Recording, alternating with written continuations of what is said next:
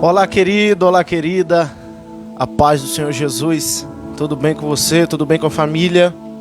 Espero que sim. Que Deus continue abençoando vocês, dando graça, dando vitória. Queridos, como anunciamos no último vídeo, nós vamos hoje dar continuidade e hoje falando sobre as características da igreja, não é? Aqui em Atos capítulo 2, do versículo 42 até o 47, né? Nós vamos aqui meditar nas características da igreja. Nesses versículos aqui nós encontramos algumas características da igreja primitiva que são extremamente importantes para nós continuarmos a praticá-las nesses dias de hoje. Mas antes de qualquer coisa, eu quero pedir a você para você ficar à vontade, né? Se você está chegando agora, se você ainda não entendeu, se é o primeiro vídeo que você está com a gente aqui hoje, o que está acontecendo aqui, pastor? O que vocês estão fazendo? Nós estamos estudando juntos, se assim eu posso dizer, o livro de Atos dos Apóstolos. Nós estamos trazendo um comentário, né, a respeito de cada passagem, cada episódio aqui envolvendo a igreja primitiva. Esse não é o primeiro vídeo dessa série, nós já temos alguns vídeos aqui no canal, né? Como eu sempre falo, se você é novo aqui, se você quiser dar continuidade daqui, e depois você voltar lá no primeiro vídeo, na introdução, nós temos falando sobre o capítulo 1, nós já iniciamos também o capítulo 2 no vídeo anterior, falando sobre o dia de Pentecostes, e hoje ainda estamos no capítulo 2 de Atos, só que nós vamos do versículo 42 até o 47. Mas antes da gente iniciar aqui os comentários, eu quero te pedir uma coisa: se você ainda não é inscrito no canal, nos ajuda a fazer esse canal crescer, né? Eu quero louvar a Deus pelos novos inscritos que têm chegado aí. Dia a dia o canal tem crescido, Deus tem nos abençoado, novas pessoas têm chegado. Então, se você ainda não se inscreveu, se inscreve aí no canal, deixa aí, ativa o sininho de notificações para você sempre receber aqui os nossos conteúdos. Nós temos as palavras aqui desses comentários de Atos dos Apóstolos, como também nós temos os nossos cultos, né, gravados. Nós sempre publicamos aqui as mensagens pregadas em nossa igreja. Tem sido uma bênção, Deus tem falado de uma forma especial. Eu tenho certeza que você se inscrever, ativar o sininho de notificações aí para receber o nosso conteúdo, você não vai se arrepender e você será bastante edificado. Quero pedir também, deixa aí o seu gostei, isso também nos ajuda bastante, tá? E como eu sempre falo, você tendo aí alguma dúvida ou querendo acrescentar algo aqui aos nossos comentários, fica à vontade, tá bom? Em nome de Jesus, deixa aí nos comentários a sua dúvida, algo que você queira acrescentar aqui também ao nosso conteúdo, aqui aos nossos comentários, que vai ser muito bem-vindo, vai ser um prazer ler os seus comentários. Tem uma turma boa, irmão, acompanhando com a gente aí, né? O pessoal me manda mensagem no WhatsApp: pastor, tal, tenho acompanhado, tenho visto lá, tem sido uma bênção. E eu quero louvar a Deus pela sua vida. Meu intuito aqui é poder te ajudar, né? E crescermos juntos, né? Porque primeiramente para mim é sempre um prazer pegar a Bíblia e preparar isso daqui, meditar primeiro, estudar, pesquisar. Isso me gera bastante crescimento, né, obviamente, e depois compartilhando com você aqui, tendo essa possibilidade, né, através aqui do canal do YouTube, que eu tenho certeza que tem sido muito especial, tá bom? Então que Deus te abençoe. Se você está chegando, seja muito bem-vindo, ingressa com a gente nessa jornada. Se você já está com a gente até aqui, vamos juntos aí continuando nessa jornada, crescendo com Atos dos Apóstolos. Pega aí a sua Bíblia, né? Se você vai pegar a sua Bíblia, pega ela aí, fica bem à vontade, reserva esse tempo para você entrar com a gente aqui nos comentários e vamos juntos aqui em mais um episódio. Abre a tua Bíblia comigo aí no livro de Atos dos Apóstolos, capítulo 2, do versículo 42 ao 47, nós vamos ler juntos hoje. Pega aí, se você vai anotar, pega aí também o teu bloco de notas, anota tudo aí que te chamar a atenção, né? Que para que você possa usar aí em nome de Jesus. Vamos ler junto aqui? Atos 2, a partir do 42. E perseveravam na doutrina dos apóstolos, e na comunhão, e no partir do pão, e nas orações. Em cada alma havia temor, e muitas maravilhas e sinais se faziam pelos apóstolos. Todos os que criam estavam juntos e tinham tudo em comum. Vendiam suas propriedades e fazendas e repartiam com todos, segundo cada um tinha necessidade.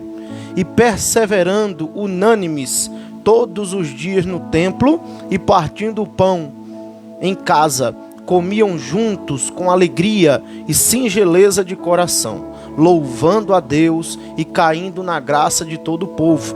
E todos os dias acrescentava o Senhor à igreja aqueles que se haviam de salvar. Amém? Então nós vamos aqui nesses versículos trazer um comentário sobre as características da igreja. Nós vamos ver algumas coisas aqui, e como eu tenho falado desde o início dessa série, né, a igreja primitiva, a igreja que a gente acompanha em Atos dos Apóstolos, é a igreja, apesar de termos hoje muitas igrejas espalhadas pelo mundo todo, e eu louvo a Deus por isso, igrejas com uma visão maravilhosa, pastores maravilhosos, né, uma liderança estruturada maravilhosa, e que podem nos ensinar muito, né? Vemos isso espalhado pelo mundo todo, seminários, né, e conferências de crescimento de igreja, né, isso e aquilo, livros maravilhosos, e tudo isso é interessantíssimo, né, sempre nos edifica muito, sempre nos abençoa muito, mas não podemos perder de vista que a igreja que nós podemos seguir 100% dela é a igreja que está em Atos dos Apóstolos, né, segui-la aqui biblicamente, segui-la aqui observando as suas características, o seu jeito de ser igreja, e fazendo isso nós seremos uma igreja excepcional, uma igreja abençoadora, uma igreja influenciadora da nossa cidade, do nosso bairro, né, do lugar onde Deus nos plantou. Então, do versículo 42 ao 47, nós encontramos aqui algumas características dessas que podemos seguir. Se você quiser colocar por tópico aí, a primeira característica que a gente encontra aqui no versículo 42 é: e perseveravam na doutrina dos apóstolos.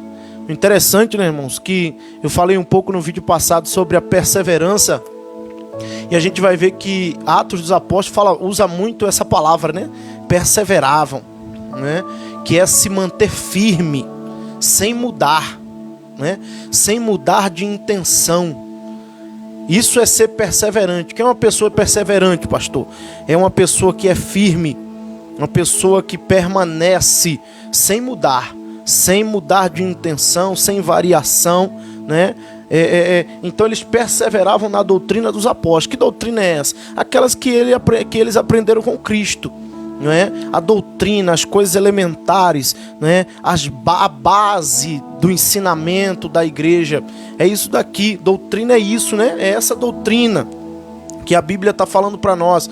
Aqui não são usos e costumes, né, que posteriormente foram adotados aí por cada igreja, cada uma igreja que segue aí os seus usos e costumes, que Deus as abençoe, né? Aqui a Bíblia não está falando disso, aqui a Bíblia está falando das coisas elementares, né, dos pilares, dos ensinamentos que Jesus passou para os apóstolos, e agora os apóstolos estão passando para os seus discípulos, né? Jesus formou o primeiro grupo de discípulos, e agora esse grupo está formando novos grupos de discípulos através do evangelismo, através da pregação, né? E eles perseveravam na doutrina dos apóstolos, né? E é o que nós precisamos fazer com as coisas elementares da igreja.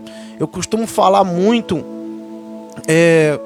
tem coisas na igreja que são base, tem coisas na igreja que são elementares, tem coisas na igreja que não dá para mexer, não é? Hoje nós vivemos o mundo se atualizando de uma forma muito rápida, não é? O mundo se atualizando, a igreja também precisa entrar e se atualizar, né? Modernizar não é mundanizar. Eu vejo que tem muitas igrejas que ainda têm muita dificuldade com a modernidade, né? Sempre foi assim, né, irmãos? Essa realmente é uma área que a igreja precisa ser sempre cabeça aberta, pelo menos na minha visão, ser sempre cabeça aberta, né, sobre as modernidades, não mundanos, não mundanizar a igreja, não mexer naquilo que é primordial, não mexer naquilo que é coluna, não mexer naquilo que é a essência, né? Nunca podemos mexer. O dia que mexermos naquilo que são as colunas, as bases da igreja, a igreja acaba, né? Mas a igreja modernizar, por exemplo, hoje você está diante de um celular que é uma modernidade, o canal do YouTube é uma modernidade que a igreja tem avançado gloriosamente através da internet, o que não tínhamos alguns anos atrás. Eu lembro, né, quando iniciou a televisão, a igreja também ficou naquela, entra ou não entra na televisão. Algumas igrejas se levantaram e disseram, a televisão é do demônio, né? A televisão é do capeta. E, né, gerando discussões acerca de coisas que na minha visão só fazem a gente perder tempo, né? Hoje, qual que é a modernidade? É a igreja entrar nas redes sociais. A igreja precisa ocupar esse lugar.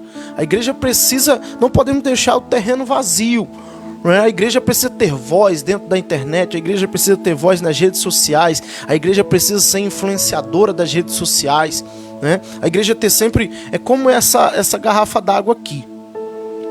Se a gente pegar a garrafa d'água, ela tem data de validade. Como assim, pastor? A garrafa tem data de validade? Tem. Essa garrafa, ela tem um dia específico, um mês específico e um ano específico até onde ela pode ser usada. Mas o que é que tem validade? É a garrafa ou é o conteúdo que está dentro da garrafa? Entende? Então, água tem validade? Água é perecível? Não. A água ela não tem data de validade. Mas a garrafa tem data de validade. Assim é o Evangelho. As bases do Evangelho, a pregação elementar do Evangelho, ela é eterna, né? O conteúdo, ele não pode ser mexido, né? Agora, a embalagem, essa garrafa daqui a algum tempo eu não vou mais poder usar ela. Ela não vai mais poder ser comercializada. E a igreja, ela precisa entender isso. O Evangelho, a pregação em si, a palavra de Deus, ela é eterna, não tem data de validade. Mas muitas vezes nós estamos pecando em querer usar a embalagem de 1990 para entregar um produto no ano de 2021. Isso vai dar certo? Entende? Pessoas que pararam no tempo e não se modernizaram, não é? Não entendem. Isso eu falo, tem até um zelo, tem até um cuidado, tem até uma sinceridade de coração nisso daí, não é? O zelo para que não venha a se perder. Mas nós não podemos entregar o Evangelho a essa geração da mesma forma como o Evangelho era pregado em 1990, não é? Isso é se modernizar, isso é se atualizar a nossa geração, a demanda da nossa geração, a como tocar a nossa geração, né? Para que a gente possa continuar avançando. Agora, sem perder de vista que nós precisamos continuar perseverando na doutrina dos apóstolos. Tem coisas que não dá para mexer. Tem coisas que são princípios, né? Coisas que são valores, né? Que você pode mudar a cor da sua igreja. Você pode pintar ela de rosa, pode pintar ela de branco, de azul, de preto. Você pode pintar ela da cor que você quiser. Só que o Evangelho, ele precisa ser pregado da forma original. Tá compreendendo? Porque o conteúdo não tem data de validade, o conteúdo é eterno, né? Aquilo que é princípio, aquilo que é valor, né? Aquilo que é essência, a essência, sabe? É disso que eu estou falando. Não pode ser mexido. A hora que a gente mexer nessa essência, a hora que a gente mexer nos princípios, nos valores, a hora que a gente mexer na coluna, no que é elementar, a igreja se perde. Tá compreendendo? Então, nós precisamos sempre perseverar na doutrina dos apóstolos. E, segunda característica, se você estiver anotando aí, e na comunhão. A igreja primitiva tinha muito forte isso, né? Você vai ver que fala aqui da comunhão e daqui a pouco vai falar novamente sobre a comunhão. A igreja primitiva prezava muito por isso, né? Sobre a comunhão dos irmãos, né? Não era só algo superficial, não, tinha uma comunhão, tinha uma amizade, tinha vida na vida, sabe? A igreja, ela tem que ser assim. A igreja, ela tem que ter vida na vida. Os irmãos têm que conviver juntos, né? Os irmãos têm que haver essa comunhão mais forte, esse fortalecimento de alianças, né? Isso faz toda a diferença para uma igreja. Quando você vê alguma igreja que é muito superficial na sua comunhão, você vai ver que é uma igreja que de repente tem uma rotatividade muito grande de pessoas na sua igreja. Tem uma rotatividade muito grande, porque não se preza pela comunhão, não se preza pela amizade, não se preza pela vida na vida, né? E isso, a comunhão ajuda até mesmo na consolidação das pessoas. Então as pessoas serão ganhas, as pessoas serão libertas, serão curadas, serão abençoadas. As pessoas vão vir e elas vão ficar, porque agora os seus amigos são as pessoas que frequentam a sua igreja, sabe? Ela vai ter amizades ali dentro, ela vai ter alianças fortes ali dentro.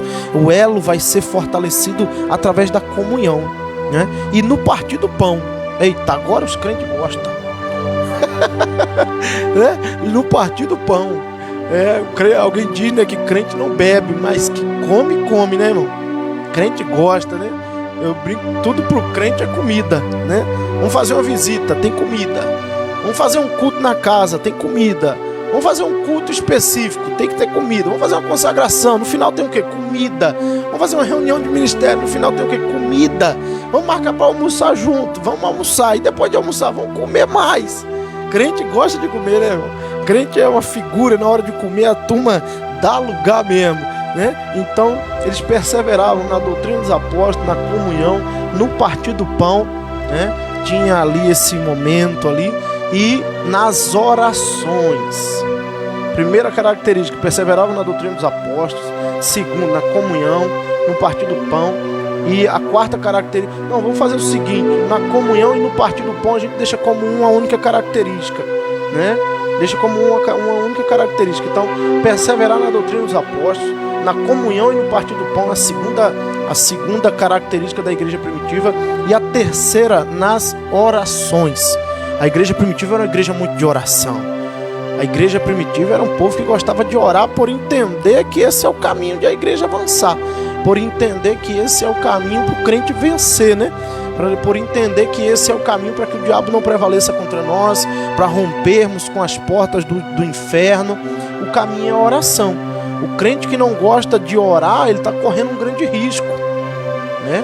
A igreja que não persevera na oração, ela vai se tornar também uma igreja fraca. A igreja de evento, que nada contra evento, hein? Estou falando de igreja que prioriza isso, né? É evento, é culto, enche a igreja de muitas atividades, mas não tem uma atividade voltada para a oração.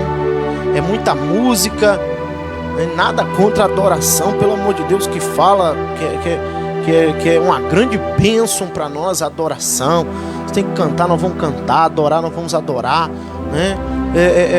Às vezes tem muita palavra também, né?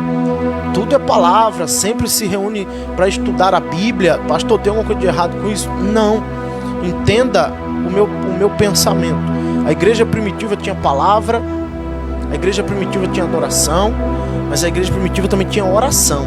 Tem igrejas que não têm oração, essa é a verdade. Tem igrejas que, né, a reunião de oração, por exemplo, é a mais desprezada.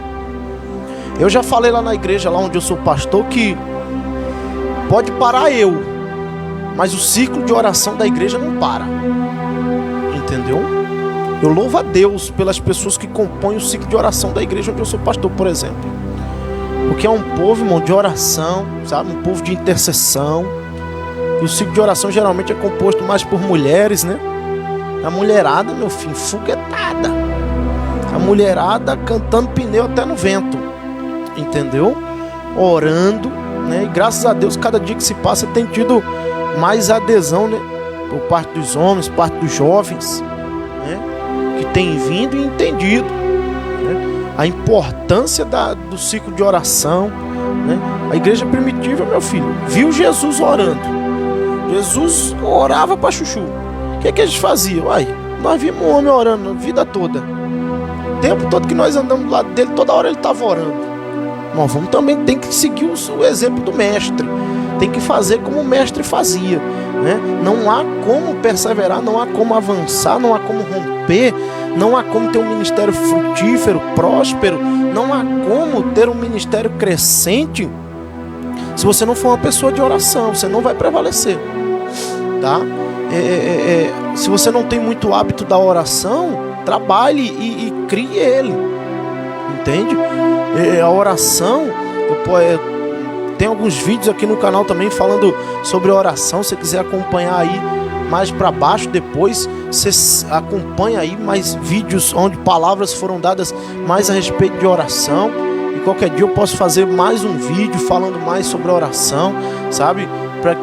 E um grande conselho que eu dou é sempre ache o prazer na oração. Oração não é uma coisa obrigatória, oração não tem que ser uma coisa dura, oração não tem que ser uma coisa, sabe, imposta. Aquele momento que você olha e você fala, não tem jeito, eu vou parar aqui, vou orar, vou ter que botar o joelho no chão, vou ter que ficar aqui dentro desse quarto orando, né? Não é para ser assim. Oração é para ser prazerosa, né? O diálogo do filho com o pai, né? Diálogo ali onde nós vamos dialogar com Deus, nós vamos falar com Deus, nós vamos ouvir Deus, né? Onde nós vamos apresentar tudo diante de Deus, onde nós vamos deixar tudo nas mãos do Senhor. E sem oração, querido, não há como prevalecer. Sem oração não há como prevalecer. O crente que não orar, ele vai se tornar automaticamente um crente fraco. Ele será um crente fraco, entende? Ele será um crente fraco. Se ele não orar, ele vai ser um crente fraco, né? Ele vai ceder muito fácil diante das tentações. Ele vai estar sempre vencido pelo desânimo. Ele vai estar sempre parando de alguma forma. Tá compreendendo? Então, se você já tem a prática da oração bem ativa na sua vida, amém, vai para cima, não para, não recua, nunca deixa de orar, nunca deixa de baixar, nunca baixa a guarda, né? Esteja sempre vigilante na oração. E se você ainda não tem, então crie, comece a praticar, comece a orar o tempo que for possível. Você orar no seu dia, vai criando hábito, vai se habituando a isso. E logo você estará um crente fervoroso na oração. A igreja primitiva tinha essa marca, né? A igreja de oração, nas orações. Agora, vamos lá. A próxima característica da igreja primitiva: em cada alma havia temor. Essa é muito forte, irmão. A igreja primitiva tinha essa característica muito forte em si, que era do temor ao Senhor. O temor ao Senhor estava ali vivo, estava ali operante. Em cada alma havia temor. Se você for ver, como Salomão disse, né, o temor ao Senhor, o temor do Senhor é o princípio da sabedoria. Nós vamos ver, nós vivemos uma geração e algumas pessoas afirmam que essa é a pior geração de crente, uma geração fraca, que na minha opinião não é assim. Nós temos um exército que está de pé no meio dessa geração. Temos sim os remanescentes, temos sim, mas infelizmente isso é uma verdade. Falta muito temor, né? Falta muito temor. São pessoas que às vezes cometem as piores coisas que você pode imaginar, e às vezes, infelizmente, no outro dia estão no altar como se nada tivesse acontecido, né? Continuam como, né? Não tem temor. Outro dia eu estava conversando com alguém e eu falei, rapaz, será que uma pessoa que comete isso ou aquilo não tem medo, sabe? Não tem o que é o temor? Como eu usei essa palavra medo, deixa eu primeiro explicar o que é o temor antes de continuar a história. Temor não é você ter medo de Deus. Apesar que no fundo, é bom você ter aquela pitadinha de olhar para o céu e dizer: rapaz, eu sei que Ele é Pai, eu sei que Ele é bom, eu sei que Ele me ama, morreu na cruz por mim, mas também se eu pisar fora do trilho e o homem se invocar comigo, Ele dá um assopro lá em cima lá e me fulmina aqui agora. É bom, né? Ter aquela pitadinha assim, aquela pitadinha, né? Para não perder, porque é verdade. Você não lê a Bíblia e você encontra Deus fulminando pessoas que pecaram, que fingiram que nada estava acontecendo. Deus rejeitando pessoas. Você já imaginou? Você que faz a obra de Deus, você pensar: meu irmão, se eu ficar fazendo a obra de Deus em pecado, Deus pode ser que Deus me rejeite e Deus vai me arrancar da função que eu exerço. Entende? Pastor, esse negócio de Deus fulminar e rejeitar é só no Velho Testamento? Não. A gente vai ver aqui mais para frente o que aconteceu com Ananias e Safira em Atos capítulo 5. Por mentirem a Deus,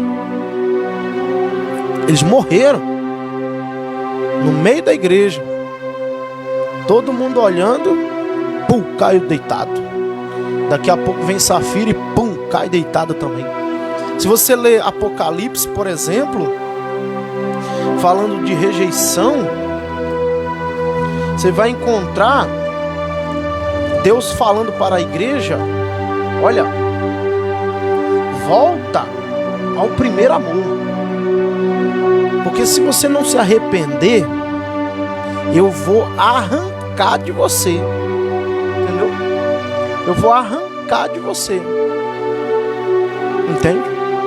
Então isso mostra Deus rejeitando pessoas que Ele mesmo escolheu, mas que decidiram por falta de temor entrar por um caminho estranho, entrar por um caminho de pecado, né? E geralmente quando se peca não se cai da primeira vez, né? E alguém perde o temor porque Deus é graça, Deus é amor, Deus é longânimo. E aí na primeira vez não aconteceu nada, na segunda vez também não. E aí a pessoa vai achando que pode. E aí quando entra por um caminho desse, é onde que vem a queda e o escândalo, né? Onde que pode vir a rejeição, onde que Deus pode olhar lá de cima e dizer: você eu não vou mais usar. Valeu, beleza, eu te dei um dom, eu te dei um talento, eu depositei algo valioso em você, mas você não valorizou. Então agora Zé Fini pra você. Entendeu? Isso pode acontecer? Pode. Mas temer a Deus não é ter medo. Temer a Deus é respeitá-lo, né? Temer a Deus é obedecê-lo. Temer a Deus é honrá-lo, é adorá-lo. Temer a Deus é amá-lo sobre todas as coisas, né? Temer a Deus é viver em obediência. Está compreendendo? Então, em cada alma havia temor. Eu estava falando com a pessoa, eu falei: rapaz, será que fulano de tal não tem medo? Eu usei essa palavra, né? De simplesmente Deus fulminar ele.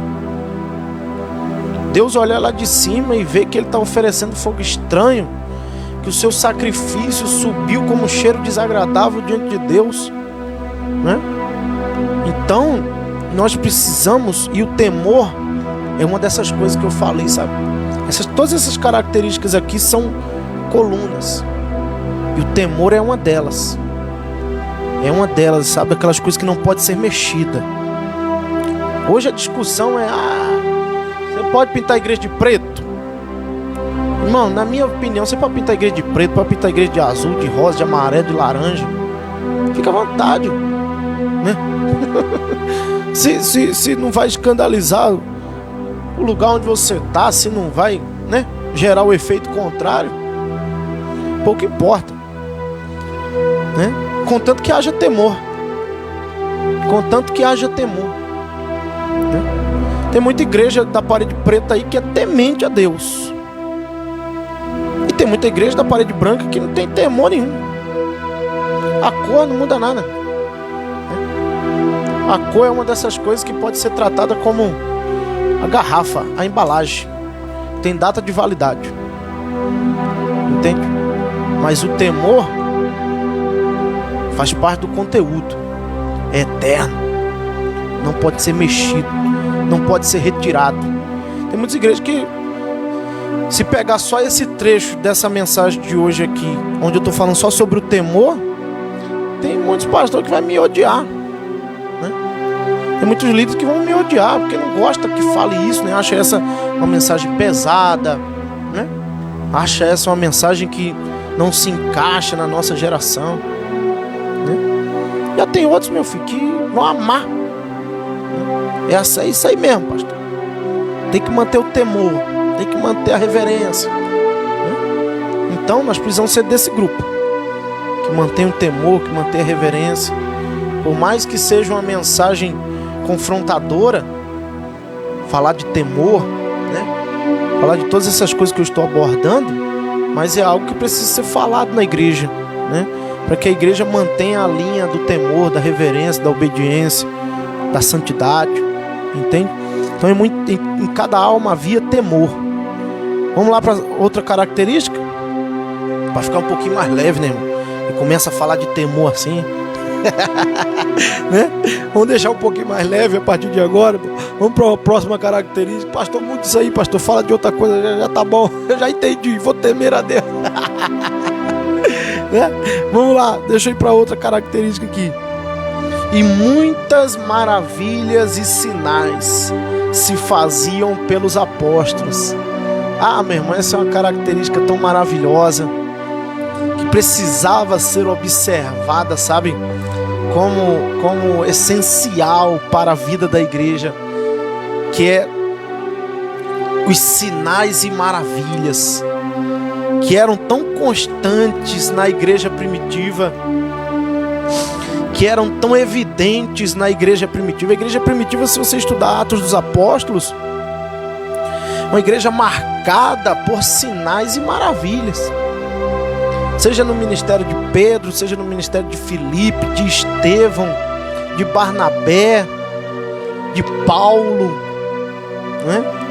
Uma igreja marcada por sinais e maravilhas. Hoje são raros os lugares onde nós vemos sinais e maravilhas acontecerem. Os enfermos serem curados, os endemoniados serem libertos, os oprimidos serem libertos, né? O arrependimento genuíno, salvação dos crentes, né? Eu particularmente, irmão, e há também essa discussão, né? Se tudo isso ainda é para os dias de hoje, irmão, com certeza é para os dias de hoje. Tem aqueles que afirmam que isso se cessou. Não cessou. Eu falo pelo menos pela igreja onde eu sou pastor e outras muitas que eu conheço por aí, pastores e pastoras de Deus, que são usados nos sinais, prodígios e maravilhas de uma forma excelente, de uma forma, sabe? E a Bíblia diz que os sinais seguirão os que crerem, né? Então eu creio nesse evangelho aqui. Maravilhas e sinais se faziam pelos apóstolos, entende? E aí alguém vai dizer, mas os sinais, como fala aqui, né? Pelos apóstolos. Eu me lembrei agora, né? Alguém vai dizer, isso aí será então que era só para os primeiros apóstolos? Não, querido. Não é. Vamos lá. Estevão era um apóstolo colocado aqui entre os 12. Filipe era um apóstolo colocado aqui entre os 12. Estude o ministério de Estevão, estude o ministério de Filipe e você vai ver os sinais e prodígios acontecerem, né? Então, não é só para a igreja primitiva, não foi somente para os primeiros apóstolos. Os sinais continuam acontecendo. É só você crer, né? E deixar fluir. ser ousado nas suas orações, ser ousado para ministrar, né? Creio que você vai orar e Jesus vai curar. Creio que você vai orar e Jesus vai operar. Creio que você vai orar e Jesus vai testificar com sinais e maravilhas. Entendeu? Então, eu creio demais nos sinais, nos prodígios, nas maravilhas. Já vi cego enxergar, paralítico andar. Já vi pessoas serem curadas de várias coisas diante dos meus olhos. Entendeu? Então, não desacredite. Como diz um pastor por aí, por que será que hoje a gente não vê mais demônios manifestando nas igrejas? Será que os demônios tiraram férias? Será que não há mais pessoas oprimidas pelo diabo? Ou será que às vezes uma pessoa entra endemoniada nas nossas reuniões, assiste o culto todinho, vai para casa endemoniado, continua endemoniado? Entendeu? Será que isso pode estar acontecendo? Entendeu? E é interessante dizer, né? Eu vou falar sobre isso mais aqui em Atos 3, que tudo isso vem a partir de uma vida de consagração. Então já quero aqui alimentar a tua expectativa para você entender um pouco mais sobre a unção para os sinais e o poder, as maravilhas. Eu vou aprofundar nisso aqui em Atos 3. Se você está com a gente aí até agora, no próximo vídeo eu vou falar aqui sobre a cura do coxo, né, que estava na porta do templo. E Pedro e João são usados ali para curar aquele homem. E eu vou falar, né, sobre a fonte para que os sinais e os prodígios aconteçam. Eu vou aprofundar mais nisso. Então eu quero dizer para você, os sinais, prodígios, maravilhas ainda são para os dias de hoje. Eu creio veemente nisso. E no próximo vídeo eu vou falar sobre como destravar, né, a forma como que, o que nós precisamos fazer para termos a capacidade para fluir nos dons, nos sinais, nos prodígios, nas maravilhas, tá? Em nome de Jesus. Então, muitas maravilhas e sinais se faziam pelos apóstolos. Ó, todos os que... Vamos para a próxima característica? Tá anotando aí? Eu nem lembro mais qual que tá. Deixa eu ver aqui qual que tá. Perseveravam na doutrina dos apóstolos. 1. Na comunhão e no partir do pão. 2. Nas orações. 3. Temor. 4. Sinais e maravilhas. 5. Então vamos para a sexta. Todos os que criam estavam juntos e tinham tudo em comum. Ó, eu falei lá em cima sobre comunhão, né? Olha o nível dessa vida que a igreja tinha em ligação, em comunhão profunda. Ó, vendiam suas propriedades e fazendas e repartiam com todos, segundo cada um tinha sua necessidade. Ó, amor. Começaram a vir para a igreja pessoas prósperas, né, financeiramente falando. Começaram a vir para a igreja pessoas que tinham muitas propriedades.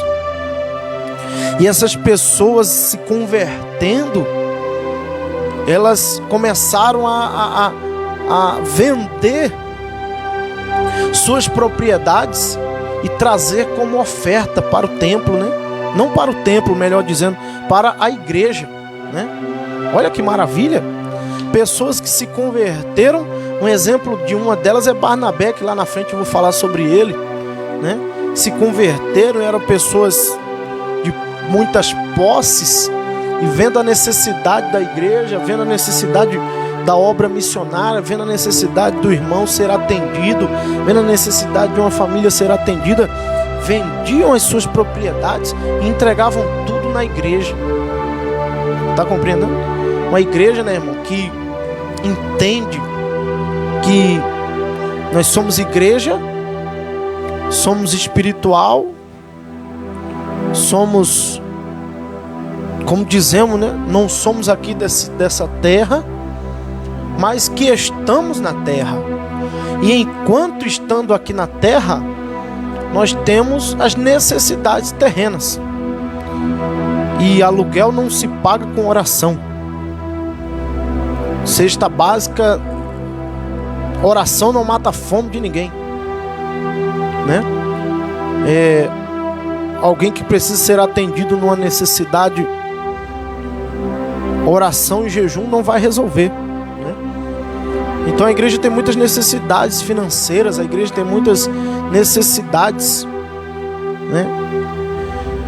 E se Deus te abençoou, se Deus te prosperou financeiramente falando, se Deus te deu dinheiro, quem sabe Deus te deu dinheiro para que você seja um investidor do reino de Deus. Quem sabe, eu falo sobre isso, às vezes eu falo isso lá na igreja, né? Por exemplo, irmão, tem pessoas que nunca vão pegar num microfone, por exemplo, para pregar. Sabia disso? De repente não é o dom dele, não é o dom dela. Tem pessoas que nunca vão cantar um louvor na igreja. Tem pessoas que assim, como é que eu posso falar? Nunca irão fazer a obra, né? Ali realmente, praticando a coisa ali, colocando a mão de verdade em alguma área da igreja. Mas que na verdade não deixarão de fazer a obra, muito pelo contrário, farão a obra do mesmo jeito. Como, pastor? Pessoas que serão investidores do reino de Deus, pessoas que Deus as abençoou como um empresário, com uma profissão que você ganha bem, né? Deus te abençoou com muitas posses e você será um investidor. É aquela pessoa que diz, pastor, ou melhor, deixa eu reformular, o pastor anuncia, irmão, nós precisamos fazer isso, isso e isso. E aquele irmão que tem dinheiro, aquele irmão que tem mais condições financeiras, ele procura o pastor e diz, pastor, se o senhor quiser pode até levantar uma oferta na igreja, mas isso daqui deixa que eu pago. Isso daqui, pastor, deixa comigo que eu vou bancar. Irmão, nós precisamos fazer um investimento nisso aqui. Vamos fazer uma campanha, vamos fazer um almoço, vamos fazer isso, vamos fazer aquilo. Mas sempre tem aquele irmão que é o financiador, que é o financiador não, o investidor do reino de Deus aqui na terra, sabe? Pessoas que bancam verdadeiramente a obra missionária, pessoas que patrocinam famílias, pessoas que adotam famílias de pastores, de missionários, né? Pessoas que investem na sua igreja local, pessoas que investem para que o evangelho seja pregado. Pastor, isso é fazer a obra? É, tanto quanto pregar, tanto quanto cantar, tanto quanto dançar, entende? Porque vidas estarão sendo tocadas. E para um evento acontecer, vamos lá, nós queremos fazer um evento na praça aqui, vamos fazer uma cruzada, multidões serão curadas, multidões serão salvas, pessoas serão libertas. Nós precisamos de uma estrutura. Ah, não, vamos fazer de qualquer jeito, vamos chegar lá com a caixinha, com o microfone, né? Mas aí de repente tem aquele irmão na igreja que diz, pastor, eu não tenho habilidade de pregar não, mas deixa aqui o som. Vai alugar o som aonde? Fulano de tal. Pode ver lá quanto que ficou o som que eu vou pagar. Tá compreendendo? É forte, né, irmão? Sabe? Pastor, e só quem financia quem não tem outras habilidades para pregar, para isso, para aquilo? Não é isso. Você pode pregar, cantar, dançar, e se Deus te deu dinheiro, você ainda também ser um investidor do reino. Entende? Por exemplo, Lucas 8 vai falar algo interessante para nós.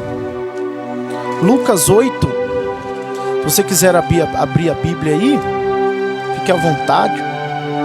Lucas 8,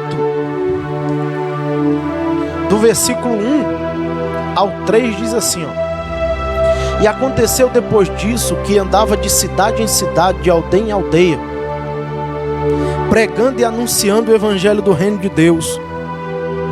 E os 12 iam com ele, e também algumas mulheres que haviam sido curadas de espíritos malignos e de enfermidades.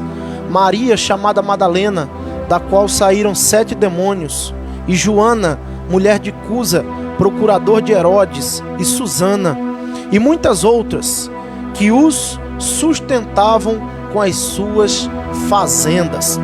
Perceba, irmão, o que está acontecendo aqui. Jesus está andando de aldeia em aldeia, de cidade em cidade, com os 12 apóstolos, pregando o evangelho do reino. E algumas mulheres, que eram mulheres ricas, que haviam sido curadas, que haviam sido libertas, que agora estavam salvas, crentes em Jesus, financiavam o ministério de Jesus com os seus bens. Pessoas que entenderam: Deus me deu dinheiro, e esse dinheiro eu vou investir no reino. Deus me deu condições, e parte do meu capital todo mês vai ser investido no reino. Eu vou patrocinar a obra, sabe? Você vai estar fazendo a obra do mesmo jeito. Será que essas mulheres receberam um galardão inferior aos apóstolos, por exemplo? Será que essas mulheres receberam galardão inferior a quem pregava, a quem orava, a quem fazia isso, fazia aquilo? Está compreendendo? A obra de Deus é muito extensa. Nós não podemos limitar a obra de Deus a quem pega no microfone, a quem está uniformizado dentro de uma igreja.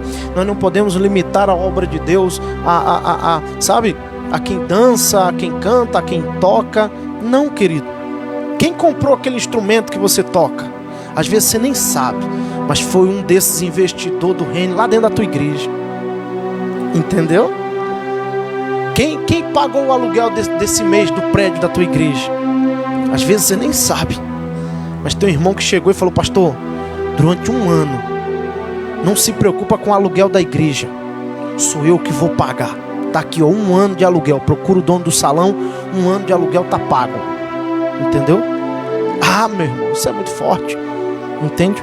Então, eles pegavam tudo que tinham, ou parte do que tinha, e entregavam como oferta, financiando o reino, né? Os financiadores do reino. Tá compreendendo? Ora a Deus para Deus te enriquecer, irmão. E eu sempre brinco, mas falando bem sério, né? Eu oro muito para Deus te enriquecer. E quando Deus te enriquecer, você trazer mais dinheiro para a igreja. Entendeu? Pastor, está querendo meu dinheiro? Não. É que você vai ter tanto, que todo mês você vai separar aquela porcentagem. Pastor, é o dízimo? Não, irmão, é o dízimo e mais tanto que você tiver como prover. Entendeu? Tem gente que fica assim, né? Luta para dar o dízimo, luta para dar o dízimo, luta para dar uma oferta. Irmão, aqui as pessoas vendiam tudo e dava tudo na igreja. Entendeu? Hoje alguém discute se é para ser dizimista. Tinha irmãos aqui que não era dizimista. Dizimista fala de dar 10%. Tinha irmãos aqui que era tudimista. Ele não dava só 10%, não, ele dava tudo. Entendeu? Isso é a igreja. A igreja. Entendeu? Eu falo, né? Que Deus te enriqueça, que Deus te dê muito dinheiro, que Deus te faça prosperar nos seus negócios, que Deus te faça, sabe, dinheiro brotar na sua vida. E que você tenha esse coração, investidor do reino de Deus, sabe? Um financiador do ministério. Alguém que banca a obra missionária. Alguém que colabora com as necessidades terrenas da igreja. Entendeu? Tem, por exemplo, o pastor Luiz Hermínio, ele pergunta uma coisa: o que é mais espiritual? Uma igreja ou uma empresa?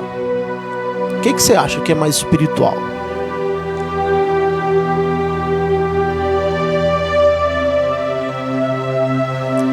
O que você acha que é mais espiritual? Uma igreja ou uma empresa? Eu vou te dar a resposta. A gente é tendencioso a automaticamente pensar: não, uma igreja é mais espiritual, né? Sim, temos essa visão. Mas se eu te falar que tem empresas por aí que são mais espirituais do que igrejas, você acreditaria nisso? Tem igreja por aí que não está fazendo nada pro reino de Deus, por exemplo. Tem igreja por aí que não está, sabe? No que diz respeito à missão de ser igreja, de ganhar alma, de avançar com o reino de Deus no seu bairro, na sua cidade, não está fazendo nada.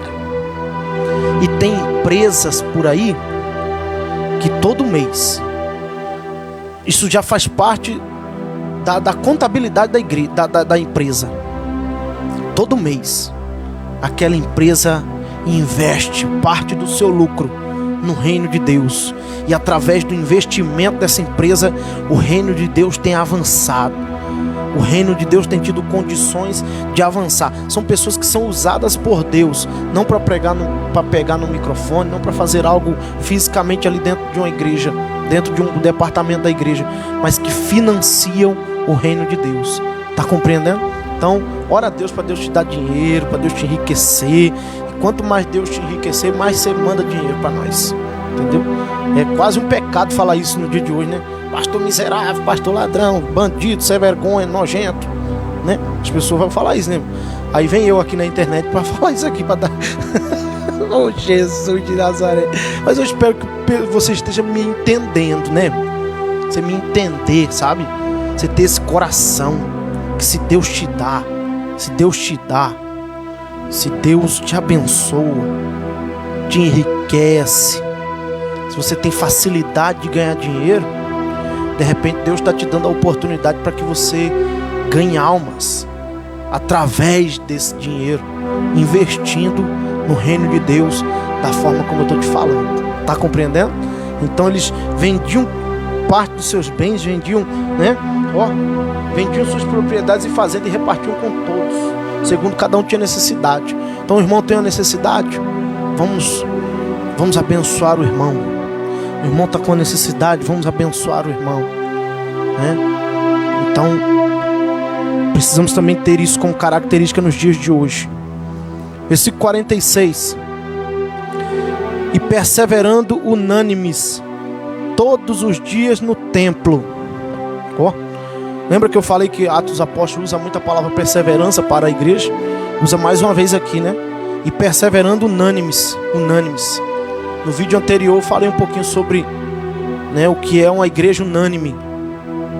Uma igreja, sabe, que está na mesma visão, que está no mesmo propósito, que está no mesmo coração, né?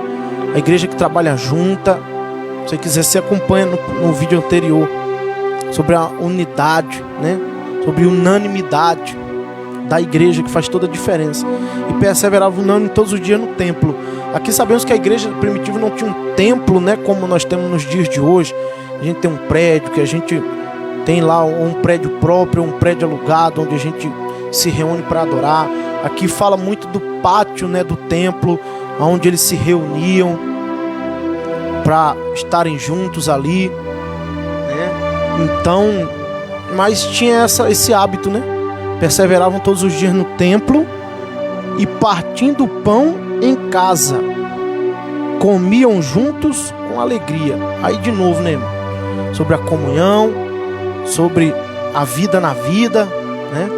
Vamos comer lá em casa hoje, vamos jantar lá em casa, vamos almoçar lá em casa. Entendeu? Tinha essa característica, né? Perseverando unânimes todos os dias no templo e partindo o pão em casa, comiam juntos com alegria. A igreja era maravilhosa, né? Tem que ser assim até hoje, né? Os crentes se reunir. Hoje a gente usa, né? Hoje não temos essa necessidade tanto assim, né? Como era aqui. Aqui a coisa era bem assim mesmo, né? Um tá dentro da casa do outro, às vezes porque não tinha o que comer em casa. Se houver casos assim hoje, né, a gente levar para dentro de casa, a gente traz também, né? Hoje a gente abençoa, o jeito mudou, né? É mais abençoar com a cesta básica. Hoje a grande maioria dos irmãos tem a sua casa, né, e abençoa com a cesta básica, mas não tendo casa, não tendo, né, a gente traz também para dentro de casa, não é? Mas hoje a realidade é um pouco diferente dos dias aqui. Eu preciso entender isso, né? Mas tinha isso, né? De estar junto, comer juntos com alegria. Hoje a gente bola métodos, né, para estarmos juntos nessa comunhão. São as reuniões de pequenos grupos, são as células, né? Seja lá como fala aí na sua igreja, GC, né? As reuniões, né? Essas reuniões de pequenos grupos, que que são uma maravilha para a comunhão, para a edificação, né? As células, irmão, não foi... Alguém um dia falou para mim que foi o reverendo Paul Yong-Cho que inventou as células. Não. A célula é bíblica. O trabalho de células é bíblico, né? Às vezes a gente não adere propriamente ali toda aquela formalidade, né, de ser uma igreja em célula, na metodologia de células. Tem igrejas que não aderem, tem igrejas que já aderiram à visão dessa forma mesmo. Tem igrejas que funcionam assim, outras não, né? Mas nessas igrejas que, por exemplo, ainda não são na metodologia das células, tem as reuniões, com certeza tem a reunião de jovens, as reuniões das mulheres, né? Que sempre, de certa forma, é gerado isso aqui, né? Essa comunhão, onde sempre no final tem alguma coisa mais descontraída, sempre tem um lanche, sempre tem, né, isso daqui, sabe? Trazendo para nossa realidade, né, irmão, do dia de hoje. Lembrando que eu falei aqui que a realidade aqui era diferente, né? Era uma realidade quase que de necessidade mesmo, né? Hoje a nossa realidade é diferente, mas precisamos ter isso, né? Bolar essas coisas para a nossa comunhão, bolar essas coisas para nossa edificação nos grupos. Tá compreendendo? A outra característica, singeleza de coração. Era uma igreja humilde, né? Uma igreja que entendia a humildade, né? A singeleza de coração. Entendeu? Versículo 47. Louvando a Deus. Era uma igreja onde a adoração tinha destino, né? Que era Deus. Onde uma das características era a adoração ao Senhor. Lembra que eu falei? A palavra, oração, adoração, cada coisa no seu tempo, na sua hora, né? Louvando a Deus, adorando a Deus, né? Sabe? Uma igreja que reverenciava a presença de Deus, uma igreja de adoradores. Tá compreendendo? Outra característica, caindo na graça de todo o povo. Deus deu uma graça para eles, né? Apesar de, pelo menos nesse primeiro momento aqui, de muito receio, muito medo, de perseguição, disso e daquilo, mas, né, no primeiro momento aqui eles caíram na graça do povo, entendeu? Caíram na graça do povo, né? Os religiosos não, os religiosos já estavam tudo doido mesmo. Os fariseus, né, já estavam tudo alvoroçados por causa deles, por causa da igreja. Mas o povo, a multidão, as pessoas da cidade ali, que estavam vendo o evangelho ser pregado, os sinais, as maravilhas, estavam ganhando o coração, né, dessas pessoas. Os que estavam com o coração endurecido por conta da religião já estavam mesmo. Entendeu? Mas esse povo aqui caíram na graça do povo. E olha o resultado disso. E todos os dias acrescentava o Senhor à igreja aqueles que se haviam de salvar. Essa parte é forte, né? Todos os dias o Senhor acrescentava pessoas sendo salvas, todos os dias. Já imaginou? Todo dia a gente ganhar pelo menos uma alma. Todos os dias, irmão. Todos os dias pelo menos um se converter. Que impacto, hein? Que mudança radical na sociedade que isso causaria. Que avanço do reino de Deus. Que Deus nos dê essa bênção de todos os dias ganhar pelo menos uma alma. Todos os dias pelo menos um, né? Ser arrancado das garras do Satanás e ser trazido para o reino de Deus. Que Deus nos dê essa bênção. Ó, eu particularmente eu oro isso aqui, tá, irmão? Falo, Deus, na igreja primitiva todo dia o Senhor acrescentava, nos dá isso também. destrava isso sobre nós, nos ensina a ser assim. Nos diz o que precisamos fazer para que todo dia a gente ganhe pelo menos uma alma, para que todo dia pelo menos uma pessoa, no mínimo, né? No mínimo mesmo, tô falando pelo menos um se converta, sabe, irmão? Todos os dias o Senhor acrescentava aqueles que iam sendo salvos. Essas são as características da igreja, algumas. Nós temos no livro de Atos dos Apóstolos uma regra, né? Uma diretriz de como ser igreja. Pastor, eu quero ser um cristão melhor. Pastor, na minha igreja eu quero ser melhor. Tá aqui, ó, algumas características, né? Algumas coisas que, se começar de nós, cada um de nós formos observando coisa por coisa, automaticamente a coisa vai se desenrolando e todo mundo vai entendendo a visão, entendeu? Então siga essas características, anote aí uma por uma. Se você tiver qualquer dúvida, manda aí nos comentários. Se você quiser acrescentar alguma coisa, manda aí também nos comentários. Vai ser um prazer ler seus comentários, vai ser um prazer ler aí o seu acréscimo, né? Algo que você queira acrescentar para nós, para também acrescentar aqui ao nosso comentário. Vai ser um grande prazer, tá bom? Meu irmão, minha irmã, que Deus te abençoe de uma forma sobrenatural. Eu espero que isso aqui traga uma edificação bacana para a sua vida, tá? Eu espero que isso aqui gere uma bênção em você, destrave ainda mais a sua vida cristã. Que Deus te abençoe de uma forma especial. Muito bom ter você aí com a gente. Lembrando, irmãos, a partir do próximo vídeo nós vamos falar sobre Atos 3. E nós vamos falar sobre o segredo da unção, né? Onde Pedro e João falam para aquele homem: olha, nós não temos ouro nem prata, mas o que temos nós te damos. Em nome de Jesus Cristo Nazareno, levante e anda. Então a igreja do ouro e da prata, a igreja do levante e anda.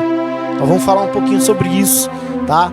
Vem com a gente, continue essa jornada aí com a gente, em nome do Senhor Jesus. Eu tenho certeza que nós vamos crescer juntos, nós vamos ser abençoados juntos, tá bom? Em nome do Senhor Jesus. Antes de encerrar, eu quero reforçar para você: se inscreve no nosso canal se ainda não for inscrito, deixa aí o seu gostei, ativa o sininho de notificações, e se você quiser compartilhar isso aí com alguém, compartilha com alguém que goste disso aqui, alguém que tem o coração na obra missionária, para que entender mais sobre Atos dos Apóstolos, e nós vamos crescer juntos aqui nisso daqui, tá bom? Que Deus te abençoe, um grande beijo no seu coração, um grande abraço, que a boa mão de Deus esteja sobre você, sobre a sua família, em nome do Senhor Jesus. E lembrando, vamos juntos aqui nessa jornada, que a gente vai crescer muito, tá bom? Tamo junto, um grande abraço, Deus te abençoe.